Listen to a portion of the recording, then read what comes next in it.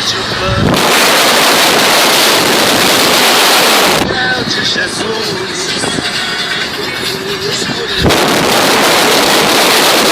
para pregá-lo na cruz.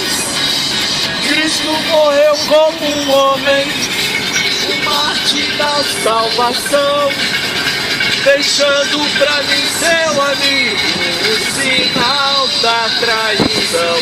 Mas é de lá em cima, lá na beira da piscina, olhando simples mortais, das alturas fazem escritura.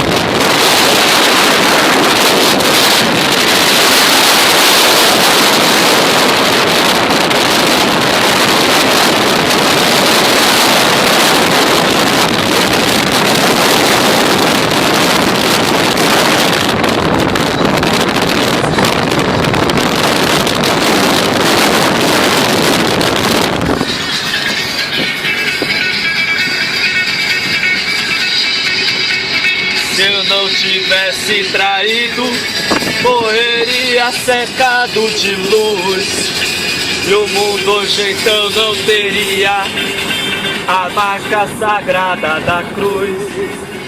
E para provar que me amava, pediu outro gesto de amor, pediu que eu traísse com um beijo que minha boca então marcou. Mas é que lá em cima, lá na beira da piscina, olhando simples mortais, das alturas fazem escrituras, e não me pergunto se é pouco demais.